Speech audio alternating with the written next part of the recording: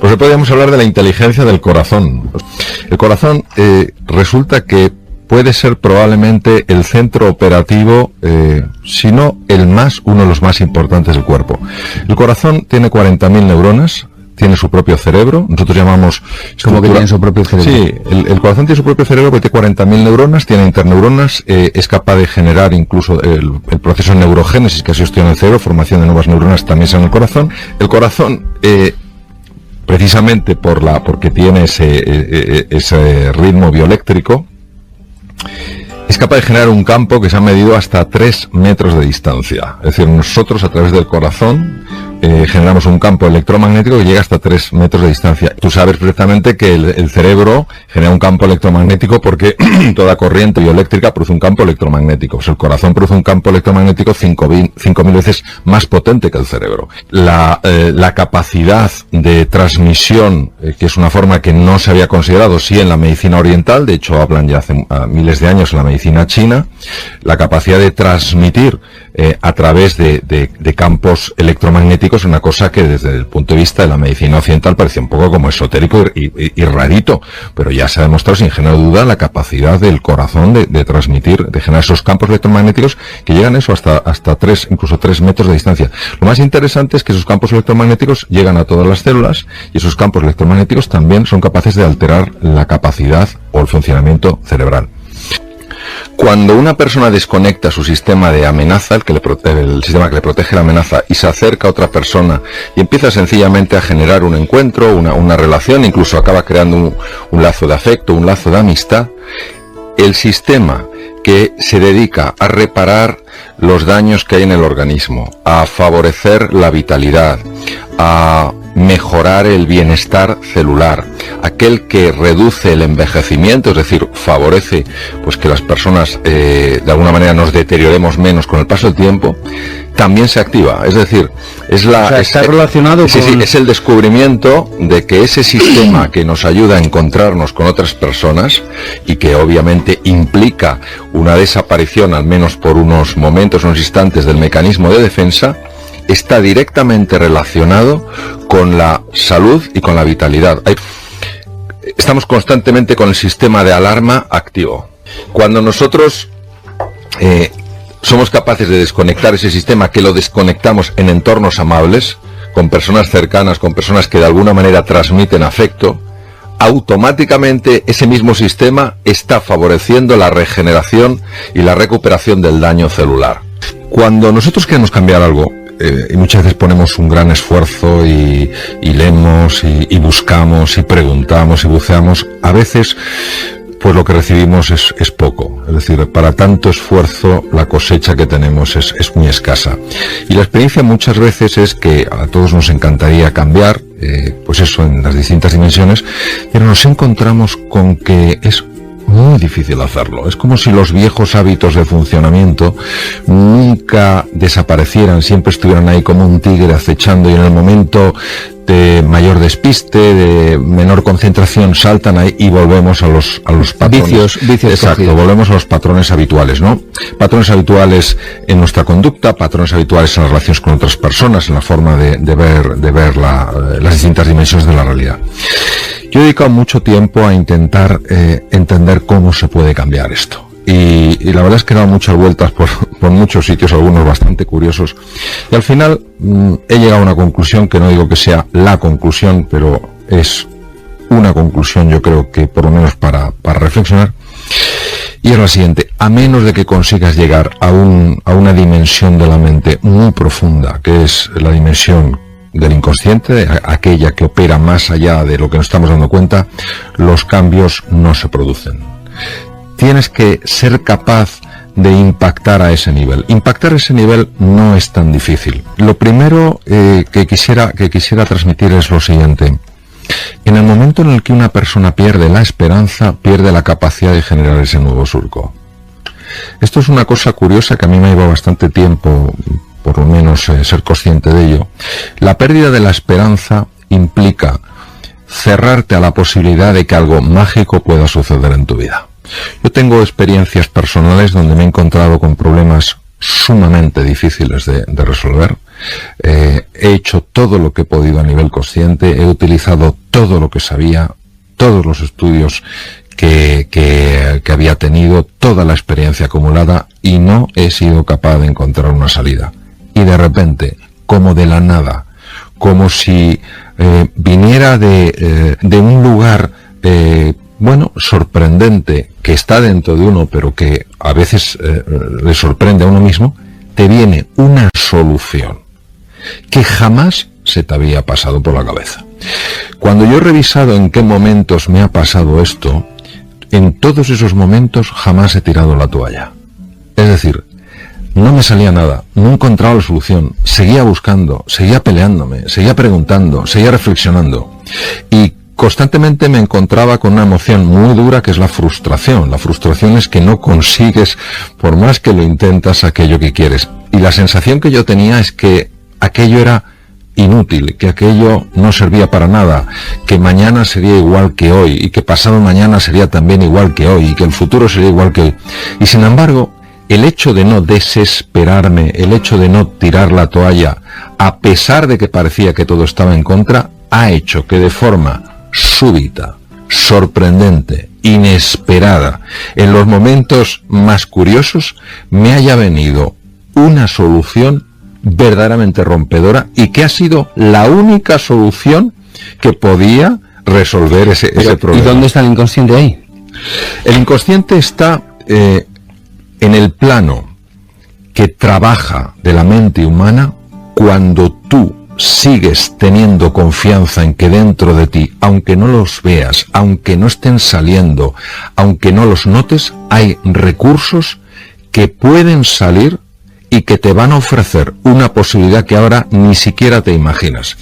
Ese seguir creyendo cuando todo va en contra, ese seguir creyendo cuando parece que dentro de ti no hay nada capaz de resolver, capaz de ofrecer una opción, eso de alguna manera, no es el mecanismo, de alguna manera hace que el inconsciente siga y siga y siga trabajando. ¿Hasta qué punto es importante que haya personas que sigan creyendo en ti y te apoyen? Ese es uno de los mayores regalos que una persona puede tener. Está rodeada de otras personas que, aunque tú no estés mostrando ninguna evidencia de que puedes hacer frente a ese desafío, de que puedes hacer frente a esa enfermedad o esa situación de dificultad laboral, sigan creyendo que dentro de ti hay algo extraordinario. Que lo sigan creyendo no como un deseo bondadoso de ayudarte, animarte, sino que en su ser profundo sean conscientes de que dentro de ti, aunque todavía no se haya expresado, hay grandeza.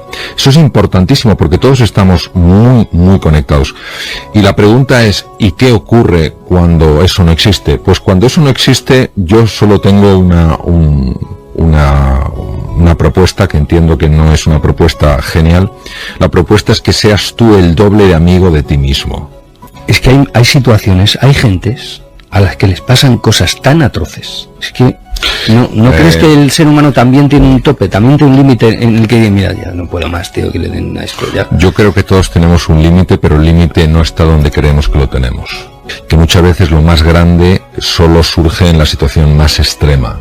Es muy difícil mantener la esperanza en algunas situaciones, pero yo creo que a veces es aquello a lo que no puedes darte el lujo de perder. Y cuando hablamos de esperanza, no estamos hablando de que las cosas salgan exactamente como yo quiero, porque eso genera muchísima ansiedad, ya que si las cosas no están saliendo como yo quiero, pues me pongo nervioso y me frustro, ¿no? La esperanza es el seguir creyendo que en medio de lo imposible puede surgir lo posible, porque es que eso hace que un ser humano pueda seguir manifestando capacidades, recursos que si tira la toalla dejan de manifestarse. Se ha puesto muy de moda, quiero decir, se habla mucho de todo lo que es la ley de la atracción, etcétera, etcétera. Sí creo que de alguna manera todos estamos conectados, y de hecho la física cuántica, si hay un descubrimiento que ha hecho, es que todo es relación. Donde nosotros vemos separación, y la física newtoniana ve separación y ve piezas independientes, la física subatómica, la física teórica, lo que ve es relación. Entonces, yo sí creo que lo que nosotros hacemos repercute. Por ejemplo, imagínate que estamos en un estanque y tiramos una piedra, ¿vale? Entonces es una humilde piedrecita, pero esa piedrecita pone en marcha una serie de ondas en el estanque. Ondas que a los nenúfares que haya por ahí, las hojas que haya por ahí, las mueve. Pero no solo mueve a las que están justo donde ha caído la piedra, es que mueve a todas las que están en el estanque. Cuando la piedra cae, va generando turbulencias a lo largo de todo en la profundidad de ese recorrido. Y cuando choca con el fondo, mueve algas, mueve cosas. ¿Qué quiere decir? Que yo creo que nosotros, con nuestra forma de ser y estar en el mundo, somos como esa piedrecita, movemos cosas. Y dependiendo de lo que emitamos, movemos unas cosas u otras. Y es experiencia bastante común que cuando una persona cambia de chip, decide que en medio de la dificultad va a buscar esa chispita de ilusión realista, no estamos hablando de nada extraño, sino realista, algo ilusionante, y empieza poco a poco a tirar de la madeja hasta que esa ilusión vuelve, es frecuente observar que empiezan a pasar cosas que antes no habían pasado. Esto hace tiempo se llamaría exotérico, cosas extrañas. Hoy en día, donde ya físicos muy notables como David Bohm, premio Nobel de Física, persona que tuvo una muy buena relación con Albert Einstein, etcétera, ya de forma normal hablan de esto, no nos tendría tanto que extrañar y sí transmitirnos una idea. Las cosas que nosotros hagamos, por pequeñas que sean, van a tener siempre un impacto. Lo positivo tendrá un impacto, lo negativo también tendrá un impacto. Entonces todo de alguna manera te vuelve. Y yo creo que vivir en eso, incluso en situaciones de gran dificultad, es lo que permite mantener ese punto de ilusión que hace que no te derrumbes. Oye, ¿qué es la felicidad? Muy compleja la pregunta. Vamos a ver cómo salimos de esta. Mario Alonso Puig, cirujano y conferenciante. Solemos confundir la felicidad con el bienestar subjetivo. El bienestar subjetivo es lo que colma los sentidos. La felicidad es algo que colma algo mucho más profundo en el ser humano, es lo que colma el corazón. Es un estado de serenidad, es un estado de equilibrio y de paz, incluso en medio de la dificultad e incluso en medio del sufrimiento. Por eso yo diría que la felicidad no es necesariamente un estado emocional, sino un estado de conciencia, una perspectiva sobre las cosas. Es muy difícil cuando uno está sufriendo que sienta alegría. Ahora, cuando tú ves que en tu sufrimiento hay un sentido, aunque a lo mejor ese sentido se te escape, pero te abres a la posibilidad de que haya un sentido. Pues eso que decía mi abuela, del mal tiempo buena cara, no es pensamiento mágico. Vamos a ver, cuando una persona lo está pasando mal, lo que hay que ser es muy cuidadoso en cómo se hacen propuestas o se hacen sugerencias. No se puede banalizar, o sea, el sufrimiento humano no se puede banalizar y darle una palmadita a alguien que lo está pasando mal y decirle, venga, esto se soluciona pensando positivamente, porque lo lógico es que se enfade y te mande a paseo. Ahora bien, si uno comprende que hay que empatizar, es decir, hay que entender cómo está viendo el mundo una persona que ha perdido su trabajo, que está enferma, de tal manera que esa persona se siente escuchada. Entonces, el momento en que se siente escuchada, no se siente ofendida por ningún tipo de comentario que puede sonar banal.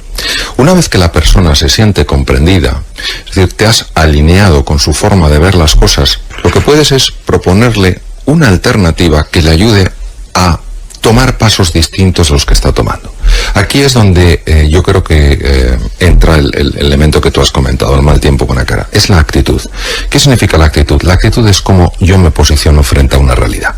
Si estoy pasando por un mal momento y yo frente a esas circunstancias me posiciono como diciendo, yo qué puedo hacer, yo no puedo hacer nada, esto es superior a mí. Esa actitud lo que me hace es ir por la vida lleno de frustración, puede tal vez de resentimiento, lleno de desesperanza. Y lo que está claro es que desde el resentimiento, desde la frustración, desde la desesperanza, aunque sean muy lógicos, no se consiguen resultados. Al fin y al cabo, y esto es algo que todos lo podemos experimentar, de alguna manera somos como imanes. La persona que muestra ilusión, la persona que muestra confianza, a pesar de la dificultad, a pesar de la adversidad, tiene un poder de atracción verdaderamente notable. Que el miedo genera agresividad. Sí, es una buena reflexión y se entiende perfectamente esto explicando algunas cosas del funcionamiento del cerebro. El cerebro cuando se encuentra frente a algo que percibe como un peligro, pone en marcha los mecanismos del miedo. Y los mecanismos del miedo tienen tres posibles respuestas. Digamos más que respuestas, reacciones. La primera es el ataque, la segunda es el bloqueo y la tercera es la huida. El ataque en un medio civilizado, en un medio cultural, es la agresividad verbal, es la irascibilidad, es ese comportamiento que lamentablemente a veces llega a ser violento. Por eso hay personas que detrás de su violencia, detrás de su ira, detrás de su agresividad, lo único que hay es su miedo, se sienten en peligro. Hay otras, sin embargo, que se quedan bloqueadas, se aíslan y finalmente hay un grupo que huye, es decir, se aleja de allí porque considera que no tiene ninguna opción de hacer frente a lo que le ocurre. Ninguna de estas tres reacciones genera algo positivo para el ser humano. Las tres son lesivas, tanto en la interacción con los demás como a nivel de la salud. Los mecanismos de ira mantenidos en el tiempo debilitan enormemente el sistema inmunitario, que nos protege frente a bacterias, virus y tumores. Los mecanismos de huida y aislamiento, cuando nos enquistamos en ellos, también debilitan el sistema inmunitario. Y es curioso porque se generan hormonas muy semejantes. Está la presencia, por ejemplo, del cortisol en niveles muy altos y muy sostenidos en sangre, que francamente el cortisol utilizado como medio terapéutico pues puede tener sus aplicaciones, pero el cortisol elevado en estos estados emocionales, que no son simplemente emociones, son estados emocionales, es muy lesivo. ¿Qué hacemos con el fracaso? Bueno, el fracaso es una percepción y es una realidad. Es una realidad en cuanto que quería lograr algo y he obtenido un resultado distinto. Lo cual no quiere decir que ese resultado a lo mejor no sea mejor que lo que yo buscaba. Recordemos que el post-it, una de las patentes más impresionantes de la historia, ha resultado un error. Entonces, no todos los errores quiere decir que tengan consecuencias catastróficas. Entonces, sencillamente quiere decir que yo algo que buscaba no lo he conseguido.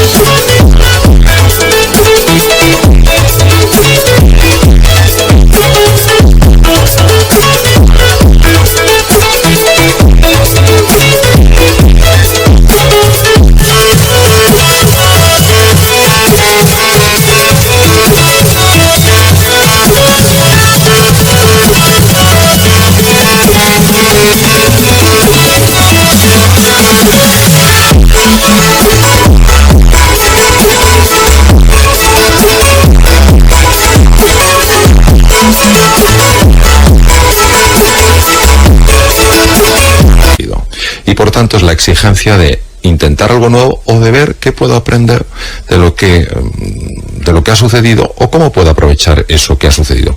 Por otro lado, el elemento lesivo del error no está muchas veces tanto en la realidad como en mi percepción.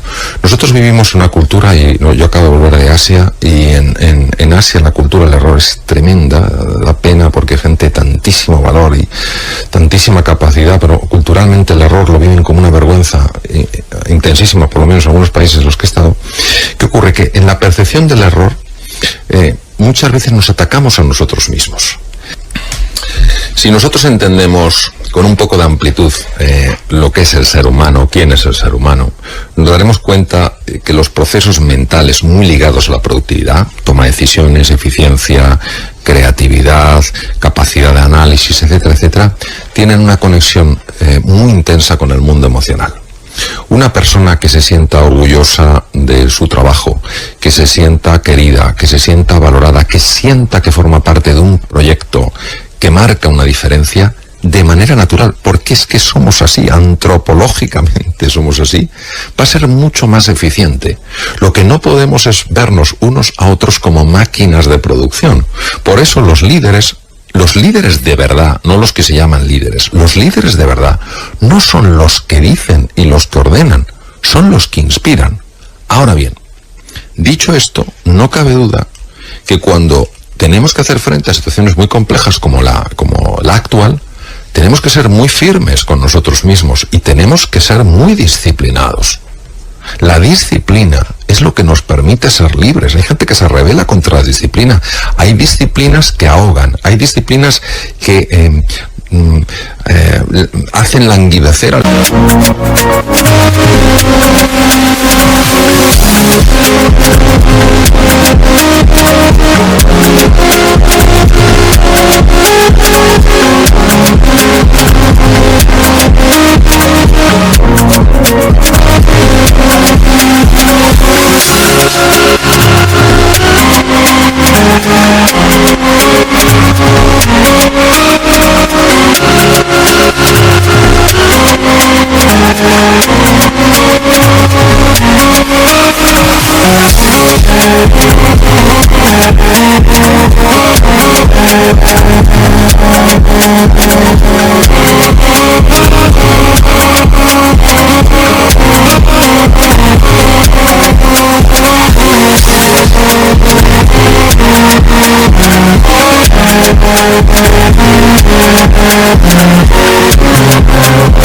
espíritu humano. Hay disciplinas que son absolutamente necesarias para poder ser creativos y poder ser verdaderamente libres. Entonces, toda esa disciplina que nos ayude a hacer las cosas cada vez mejor es bienvenida, pero una disciplina no es meternos una cadena de montaje como personas. Lo mejor de un ser humano no lo vas a sacar ni siquiera dándole el cheque de su vida.